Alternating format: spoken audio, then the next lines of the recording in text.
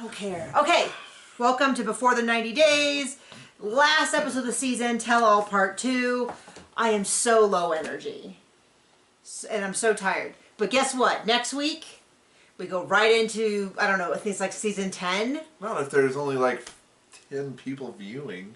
I don't know. Let your opinion be known if you would like us to do the next thing. Let the people who watch this give their opinion instead of the people we need to watch this. Okay. We'll do 90 Day Fiance season 10 if everybody on the video recruits 2 friends to watch the video. 1,000. We'll make it like an MLM. We'll make money by forcing other people to do the work for us, and it's a pyramid scheme. So you get 2 people, and each of those 2 people get 2 people.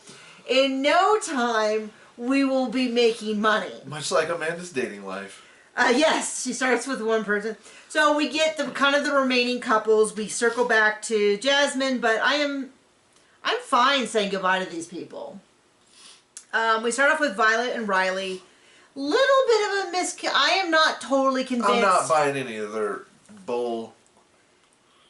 She said, and I wrote it down as a quote, because of her age, she could not keep the pregnancy, which made it sound like she miscarried. Instead of the women were like patting their eyes, which we had miscarriages, so we're right there. But then he goes, well, she didn't tell me she miscarried, which then made me think, oh, was this, did she elect to not continue the thing? But that wasn't real clear, but we're not real convinced that she was ever pregnant. They never really seemed to prove it. Like, not at all. She was never pregnant. She was just jonesing for Riley's money.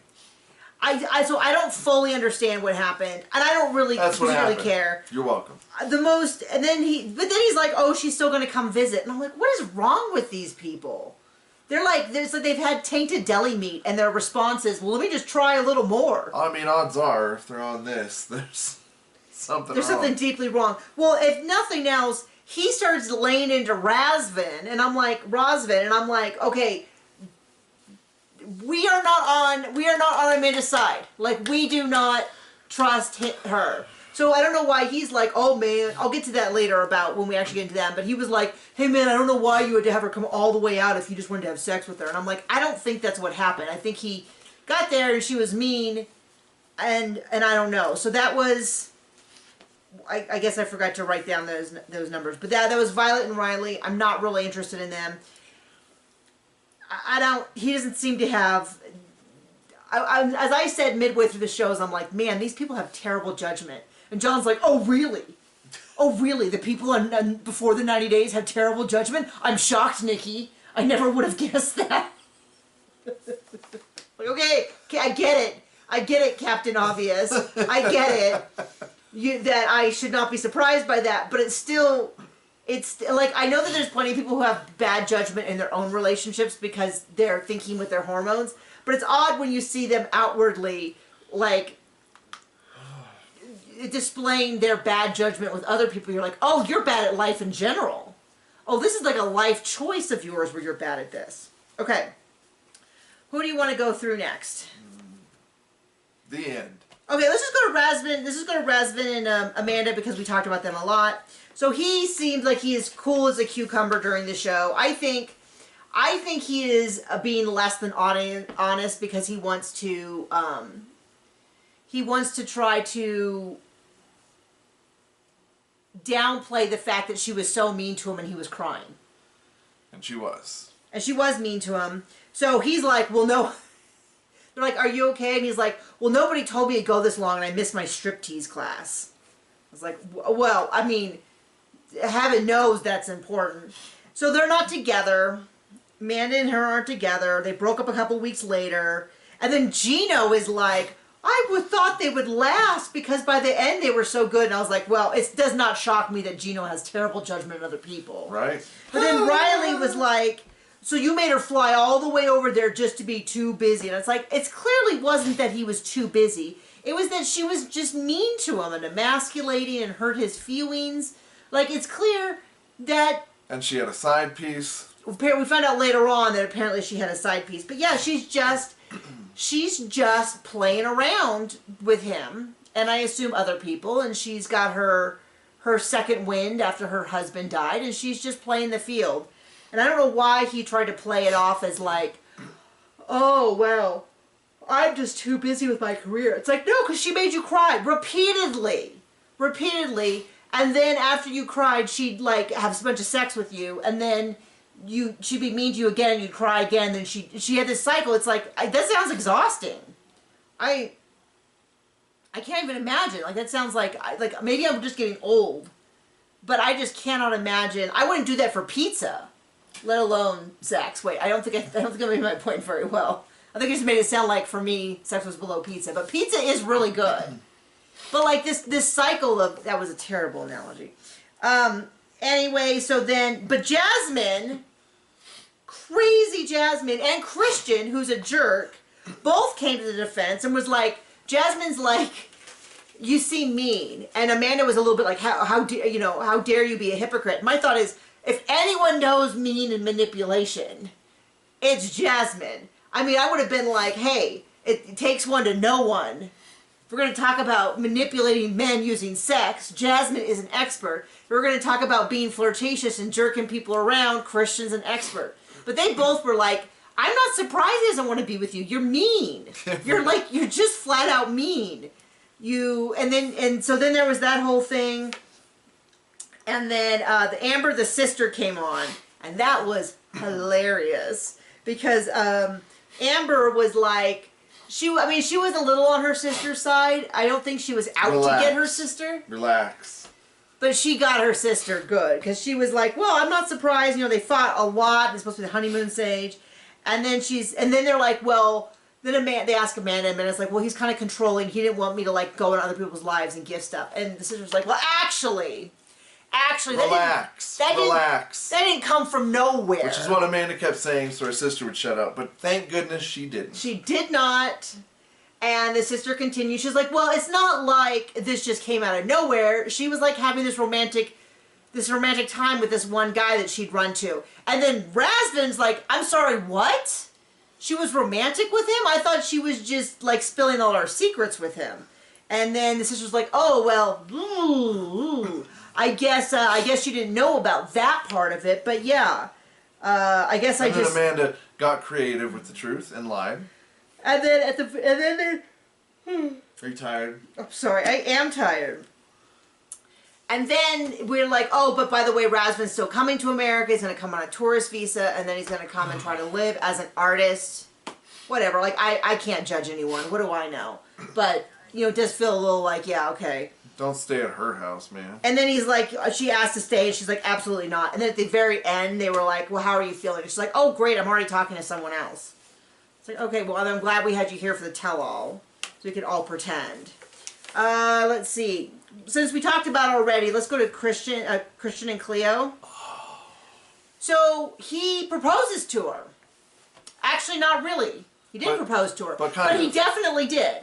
So the way it went was, there must be some rule about they can't have the international, I bet you it's a payment thing, that they can't have the international guests film in LA because apparently Cleo was in the U.S. until 3 days before they filmed this, and then she went home to film.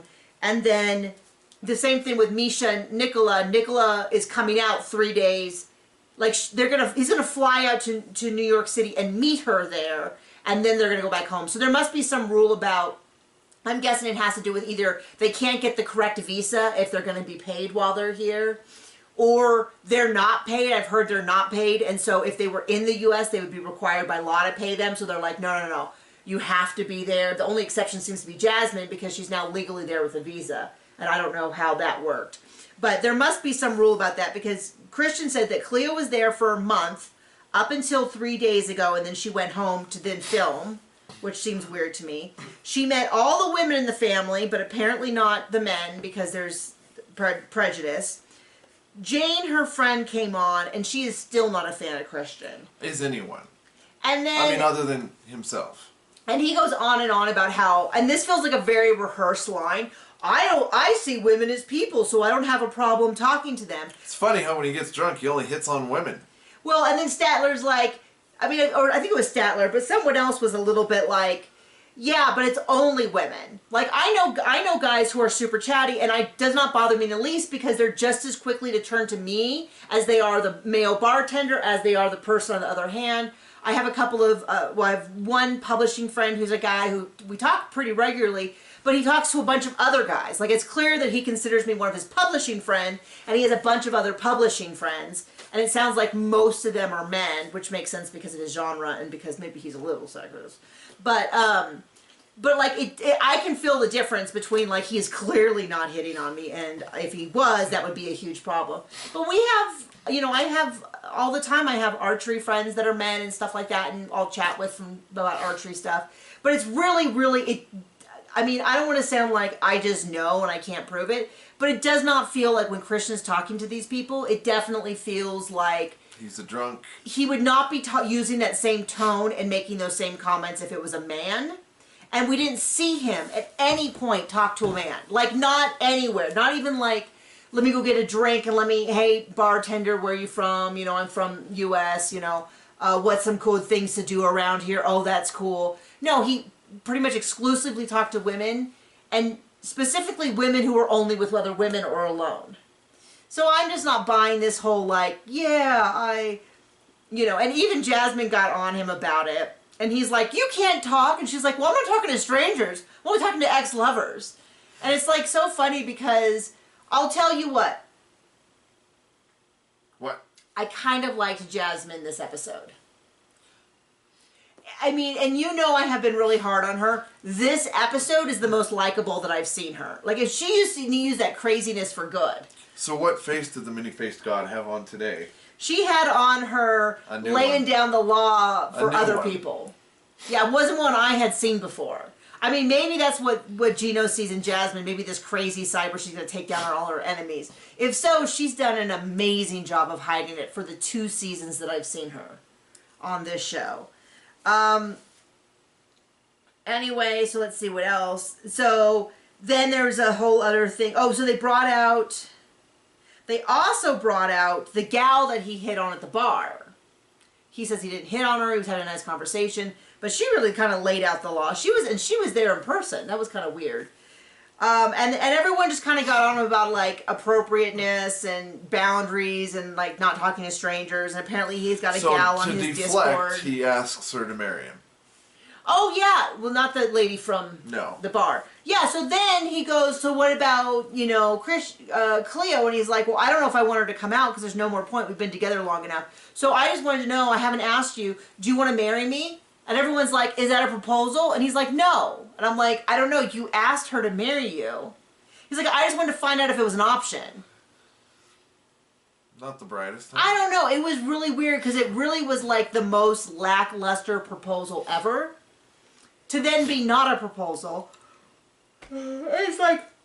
boring. I mean, I think most couples do have discussions about, would you be interested in getting married before you actually propose, correct?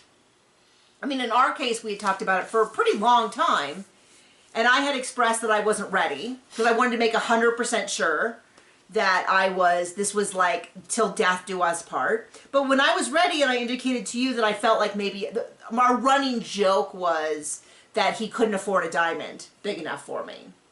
And then it was funny, because then when Our joke. Stop it. So I have a background, I have a geology degree from UCLA, and I have almost all of my gemology degree, which is like it's like going to culinary school. It's like that kind of thing. And then you become a gemologist who then I finished my diamond grading course. I need to finish the colored stones. But I'm almost done. But I've decided instead I can become an author where you can... You write books? Buy my books. I write mysteries. If you take my name, Nikki Haverstock, and you plug it into your favorite Amazon, Barnes & Noble, Nook, Apple Books, Google Play, you can get audiobooks, some audiobooks, all ebooks, some paperback books. You can also request that your library carry them. But my point was, the running joke was he couldn't afford a nice enough diamond for me because I had this gemology degree. And then when I said I was ready, because John, of course, he met me and he was like, my heart has stopped. I will marry this woman immediately.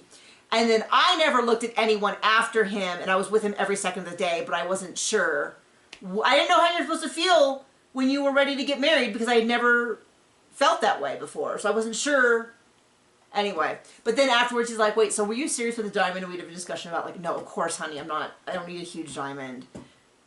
Whatever you pick out, I will love and adore. And I did. It's huge. It is pretty big, and it is pretty high quality. But my point is, it's weird that he would have this discussion on... Well, it's certainly not because he's drunk or an attention seeker. Yeah, right? Okay. We got Jasmine, we got Tyree, well, let's do Jasmine and Gino, because I said their name first. They were on this episode? Yeah, so they circled back to them about the prenup, and Misha's over there like, oh, prenup, oh, gosh, oh, I can't imagine. And I'm just like, lady with bad judgment over there doesn't get to say anything.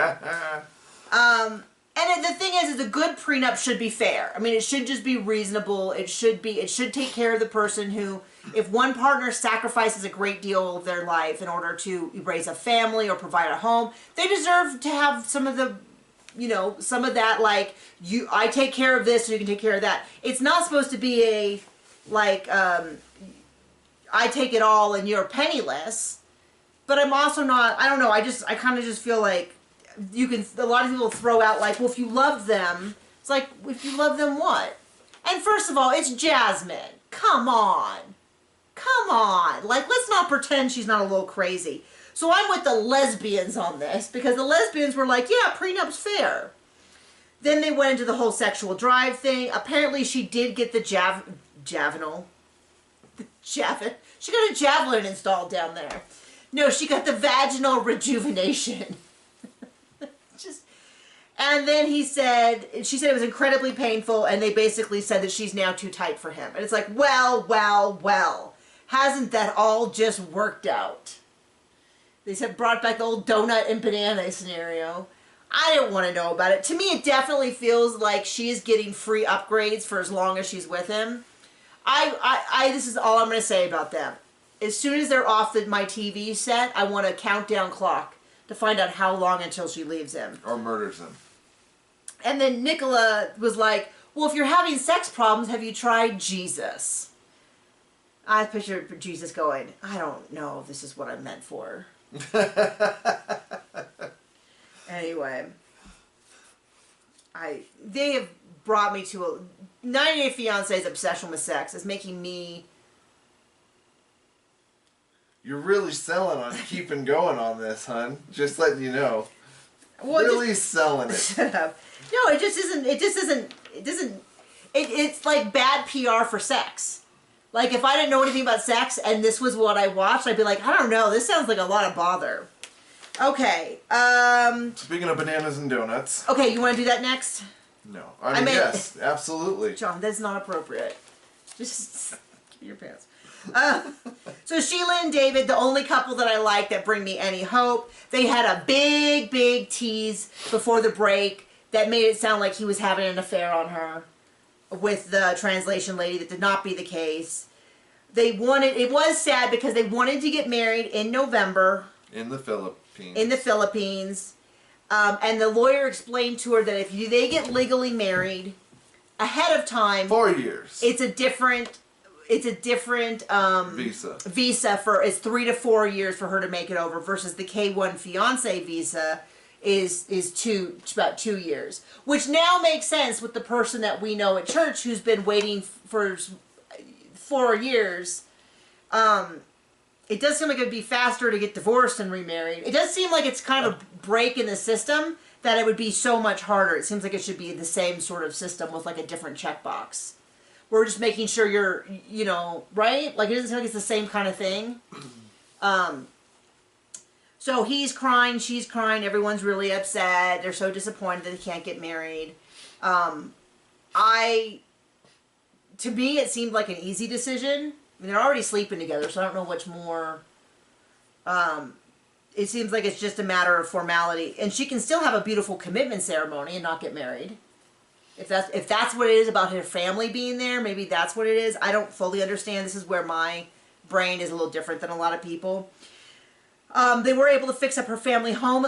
He said he wanted to make sure it was safer. I love that. He's working 85 hours a week. Holy cow. He's not talking to Amy, and he had no idea that she was that jealous. And then we had a whole section of different sex signing. All the different sexual positions, which we couldn't see because they were all blurred out. Because they're, I guess, dirty words in sign language. So there you go. I just put all the hearts and the love, and they're the only reason why this season was any good to me. At all. At all. So yay for them. And the only couple we have left is not a couple. It is Tyree and the imaginary. You know, I have to say, I wish him all the best, because they were like, do you now see red flags? And he's like, yeah, I ignored a ton of red flags because I wanted to. And I basically gaslighted myself. And I'm like, thank you, first of all, for using the phrase correctly. Like, he basically made himself think he was going crazy by kind of moving the bar and saying, no, that's totally normal. The producer who discovered the catfish came out and discussed that a little bit. I thought that was interesting. They were given all the contact information for Carmela, and they tried to reach out from her, and immediately she was suspicious because they wouldn't do a video call, they wouldn't do a phone call, they'd only do Snapchat messages. And this is all, she said, extremely standard for pre-production interviews. And the longer they put it off, and I'm sure they are not idiots and have, like me, realized that every season there's a catfish. So they're like, which one is it? Is it the one who I've seen on video, or is it the one who refuses to go on video? I wonder who it could be.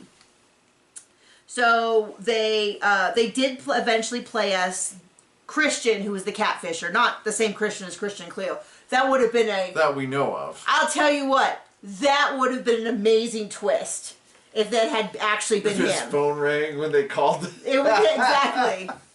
So they had a thing. They had heard the audio. The audio basically said that I created this character so that we could catfish men, so they could send us money. He sent us about $3,000, and I just think he's a stupid American. And that my heart did really break for him, because in the earlier versions they made it sound like maybe this person was taking advantage of him and also had some sympathy. In this version, he was just a scumbag. And the cast kind of rallied around him. And what was kind of scary was that when if you don't remember this, he had said that, and this should have tipped him off, he had gone to, was it Jamaica? I don't know. He went I think it was Jamaica. I think it was Jamaica. He went to Jamaica to meet with Carmela, and Carmela didn't show up. Anyway. Dominican Republic? Maybe. I honestly don't know. We've seen so many of these shows. Or care. We don't care. I can't remember if it's Panama, Colombia. I mean, I can't keep any of these. Brazil. Any of this straight. So then they say, well, since that happened, we have a new phone number. Do you want us to call it? And my thought was, of course they're not going to answer. This is going to be... But then my second thought was, well, surely if they didn't answer, they would have just cut it. But they didn't cut it, and they didn't answer. And instead it went to voicemail, and Riley yelled something about, like, we're going to beat you up or something. And it was very funny, and the cast kind of rallied around it. And this Jasmine offered to punch him in the face. And I would believe... I mean, that's a Jasmine I can get behind. And I do kind of wonder... Actually, I'm an idiot, because I should have led with this. I do kind of wonder if Jasmine saw the reception that she was receiving and thought maybe I should dial it back, like, a little bit, and, like, instead of turning all this ire towards screaming towards Gino, like, maybe, I don't know. Maybe not. Maybe she was in a good mood. I don't know. But I found her more likable. And then he did say that he sent intimate photos to this catfisher. And he was worried when the show came out that they were going to get leaked, but so far, so good. And that's it. That's the close to their season. I feel so satisfied having this done. That's it? Yeah, thank you for joining us. Please do consider joining us next week. Like I said, there will be a requirement when you check into the YouTube video. We will ask for you to write down the name of 3 people you invited. Or just join our Patreon. You can join our Patreon. We do. Or buy our books. Or buy my books. And of course, I'm just kidding. We would have no way of enforcing you bringing several new people. We would love it if you posted about it in your favorite forum or something. No, but we're excited to... Well, we're not excited. We're going to continue to do these recaps. I'm excited, maybe. I need a day off. So I'm going to take a day off, and then I'm going to come back with more enthusiasm. So thank you for joining us this season. Bye.